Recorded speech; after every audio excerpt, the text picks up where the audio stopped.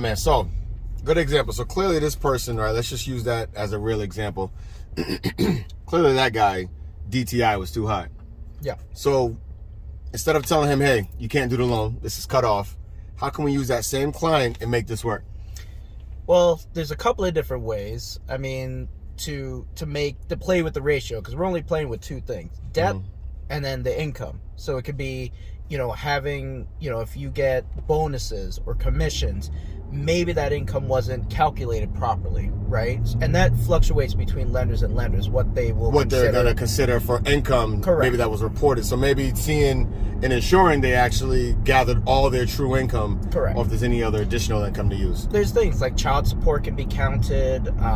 There's so many different types of income. I mean, if you also work, let's say Uber, for example, right? And you've been doing that for a while, that could be additional income. You give your tax returns and stuff. But aside from raising the income, the other way is to reduce the debts. And let's say for this person that had, the $500 a month in credit card debt, right?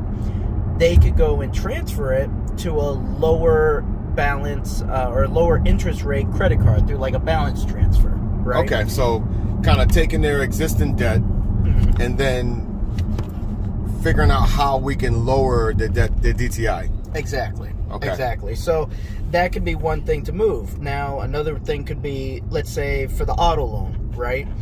Let's say it's, I'll use this person like a husband and wife scenario. And I've done this, with plenty of clients, is where, maybe the husband makes the income, but also has the auto loan under his name.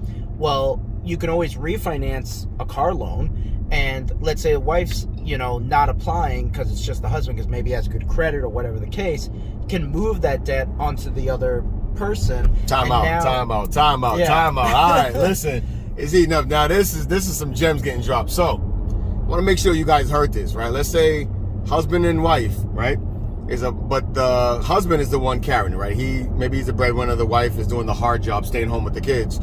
And the debt's tied to his name. Let's say the car loan. Yeah. What you're saying is he can take that car loan, right? Let's say his DTI is too high. He takes that car loan, refinance it through his wife's name, and now that debt's off his name and on his wife's. Yeah. And what would that do to his DTI loan? I mean, it would make it so much better, because now the lender doesn't care. They just care about who the borrower is. They don't care about the family household. So that's a really great trick to move it over, and then now his financial situation looks a lot better, and now he's not carrying that $500 payment. Same thing could be true too. Maybe he only owes $2,000 left on it. Hey, borrow some money from a friend, family, pay it off, and boom, that debt's gone. So I want to break that down for you guys. So let's say your car payment is $450 a month, right? You owe $2,000 or $3,000 on it, right? That $450 a month monthly payment is taking your DTI to such a higher level because of that significant monthly requirement. Yeah. If you can pay that off, because it's a smaller balance, right? You can pay that off. That's taking away that monthly debt they're going to calculate. And they're not going to look at you have $2,000 or $3,000 left. They're going to look at that monthly obligation. No matter what. Yeah. Ladies and gentlemen, listen. Some heavy gems. There's so much more in store, but we're going to drop it there. Stay tuned. Stay tuned. J Squared, we out, baby. All right. Peace. Check y'all.